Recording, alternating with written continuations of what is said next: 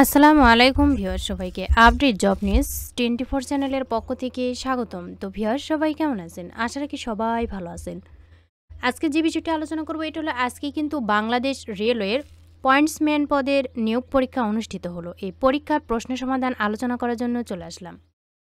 তবে ভিডিওটি শুরু করার আগে আপনাদের কাছে একটা রিকোয়েস্ট থাকবে, আপনি যদি এই চ্যানেলে নতুন হয়ে থাকেন তাহলে প্লিজ সাবস্ক্রাইব করবেন এবং পাশে থাকা যে বেল আইকনটি রয়েছে তাতে অলে ক্লিক দিয়ে রাখবেন, যাতে আমি পরবর্তী ভিডিও আপলোড দেওয়ার সাথে সাথে সবার প্রথমে আপনার কাছে নোটিফিকেশন চলে যায়। এছাড়াও আমি আমার চ্যানেলে নতুন নতুন ভিডিও আপলোড দিয়ে রেখেছি, চাইলে দেখে নিতে পারেন। চলুন দেখি। পদের নাম পয়েন্টসম্যান। পরীক্ষার তারিখ 28 জুন 2024। পূর্ণমান 70। কোনটি অনুসর্গ? উত্তর হবে ক তরে। ডায়ালেক্ট এর বাংলা পরিভাষা কোনটি? উত্তর হবে গ উপভাষা। কোনটি স্বরাগমের উদাহরণ? ঘ ফিরিতি। 20 অঞ্চল প্রভাব বাগধারার অর্থ কী? ঘ স্ত্রীর প্রভাব। আগে প্রতি বছর এখানে খেলা হতো। বাক্যটি কোন ধরনের অতীতকাল নির্দেশ করে? নিত্যবিত্ত অতীত। খ।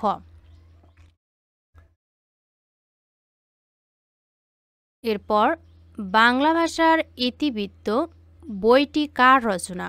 ডক্টর মোহাম্মদ শহীদুল্লাহ। গ সৈয়দ অলিউল্লাহ রচিত উপন্যাস কোনটি? ক চাঁদের অমাবস্যা।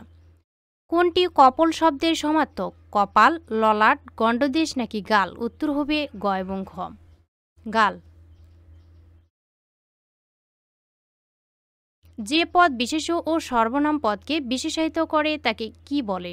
উত্তর হবে ঘ নাম বিশেষণ। আমরণ কোন সমাস? খ অব্যয়ভাব সমাস। বাংলা ধাতু কোনটি? গ কাঠ। খাঁটি বাংলা শব্দে নিচের কোনটি যুক্ত হয় না? উত্তর হবে গ মূর্ধন্য। চক্ষুর দ্বারা গৃহীত এক কথায় প্রকাশ? ঘ গোচর।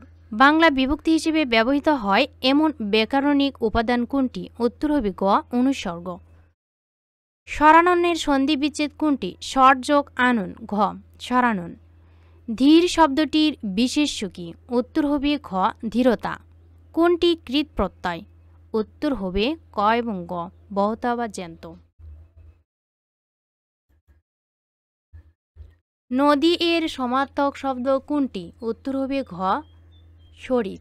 হৃদয় বাংলাদেশ গ্রন্থের রচয়িতাকে? উত্তর হবে খ পান্না সরকার কায়সার। নিচের কোনটি নিত্য নরবাচক শব্দ? উত্তর হবে গ কৃতদার। তো ভিউয়ার্স, এখানে শুধুমাত্র বাংলা প্রশ্নের সমাধান আলোচনা করলাম। এর পরবর্তী ভিডিওতে সম্পূর্ণ প্রশ্ন সমাধান আলোচনা করব। ভিডিওটি ভালো লাগলে অবশ্যই লাইক, কমেন্ট এবং শেয়ার করবেন। আর নতুন নতুন ভিডিও পেতে চ্যানেলটিতে অবশ্যই সাবস্ক্রাইব করে রাখবেন। এতক্ষণ ধৈর্য সহকারে ভিডিওটি দেখার জন্য সবাইকে ধন্যবাদ। সবাই ভালো থাকবেন, সুস্থ থাকবেন। আবারও দেখা হবে নতুন কোনো ভিডিওতে। আজকের মতো এ পর্যন্তই। আসসালামু আলাইকুম।